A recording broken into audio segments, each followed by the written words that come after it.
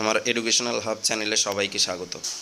আজকে এইমাত্র আজকের যে শুনানি ছিল প্রাথমিক 32,000 শিক্ষক অথবা 36,000 শিক্ষক নিয়ে যা মামলা হয়েছিল তার আজকে কিন্তু ফার্স্ট হিয়ারিং ছিল বিচারপতি তপব্রত চক্রবর্তী এবং বিচারপতি ঋতব্রত কুমার মিত্রর বেঞ্চে। বেঞ্চ নাম্বার ছিল 11 নম্বর বেঞ্চ। আজকে ছিল হিয়ারিং।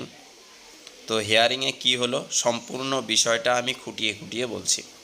দেখো, আজকে কিন্তু গত দিনে যে আজকের ডেটটা ফিক্সড হয়েছিল 7ই মে, তখনই বলে দিয়েছিল প্রথমে বোর্ডের উকিলরা কি বলে, বোর্ডের সওয়াল সেটা শুনবে।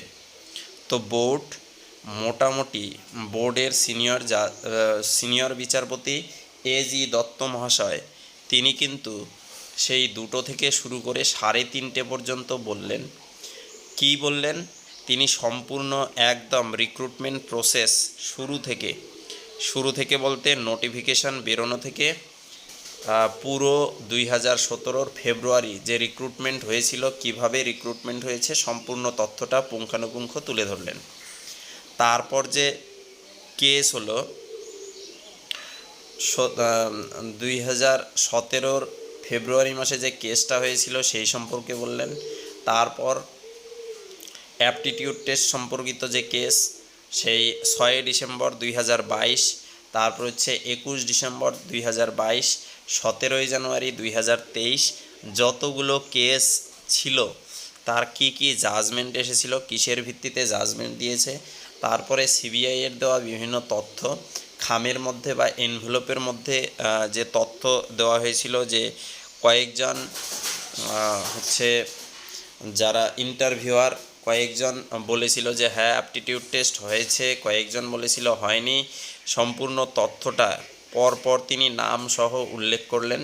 তারপর যারা ইন্টারভিউ দিয়েছিল, কারা ইন্টারভিউ এবং অ্যাপটিটিউড টেস্ট দিয়েছে, কেউ মানে কয়েকজন বলেছে যে হ্যাঁ হয়েছে, কয়েকজন বলেছে হয়নি, সম্পূর্ণ তথ্য কিন্তু তিনি তুলে ধরলেন। তার মধ্যে লাস্ট যেটা হলো সেটা কি বলেছিল যে রিট পিটিশনার মোটে কয়েকজন, রিট পিটিশনার কিন্তু সংখ্যা 140 জন, কিন্তু যখন সেই পিটিশনারের পক্ষের যে আইনজীবী ফিরদৌস শামীমের কাছে জানতে চাইলে ফিরদৌস শামীম কিন্তু ক্লিয়ার বলেননি যে 140 কিনা, তিনি বলেছেন পেন্ডিং আছে, অর্থাৎ কম বেশি হতে পারে 140-এর। তো সেই তথ্যটা দিলেন। তারপর অনেকে আবার ভাবছো যে স্ক্যামের কথা বলছে।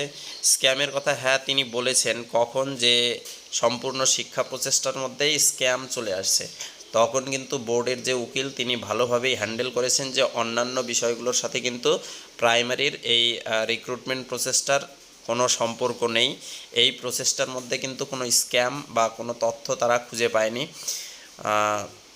তো এই রকম শুনেছেন। আর একটা বিষয় যেটা বলেছে যে নেক্সট হিয়ারিং হচ্ছে 20 মে, আর তিনি বলেছেন যে 44টা যে ক্যান ফাইল হয়েছে 43টা মূল মামলার সাথে, সেই 43 জন কারা।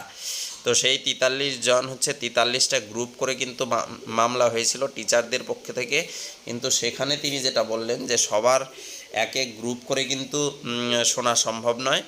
তিনি কি বললেন? তিনি বললেন অন্তত পক্ষে দুইজনের মানে 2টা ক্যানের বা 2টা পার্টির যে আইনজীবী আছে তাদের কথাই কিন্তু শুনবে, বাকিদের কথা কিন্তু শুনবে না। ওটা ঠিক করে আসতে বলেছে। নেক্সট হিয়ারিং ডেট হচ্ছে 20 মে। 20 মেতে পর্ষদের যে উকিলবাবু রয়েছেন এজি দত্ত মহাশয়, তিনি আরও কিছু তথ্য পেশ করবেন বলেছেন। তো সেই তথ্য পেশ করবেন, তিনি বলবেন। তারপর হচ্ছে যে ক্যান যারা ফাইল করেছিল টিচারদের পক্ষের যে আইনজীবী তাদের যে কোনো 2 জনের শুনবেন। তারপর যাবেন হচ্ছে পিটিশনারের পক্ষের আইনজীবীদের। এখানে কিন্তু অ্যাপটিটিউড টেস্টের উপরে বেশি গুরুত্ব দেওয়া হয়নি। আজকে যেটুকু শোনা গেল, যেটুকু তিনি শুনলেন, তিনি স্ক্যামের ব্যাপারে বললেন। তো পরবর্তী হিয়ারিং ডেট 20 মে ডেট ফিক্সড হয়েছে। তো এইটুকুই শুনানি ছিল। ভিডিওটা ভালো লাগলে বন্ধুদের সাথে শেয়ার করে দিও, লাইক করে দিও, এবং এই ধরনের ভিডিও পেতে অবশ্যই চ্যানেলটাকে সাবস্ক্রাইব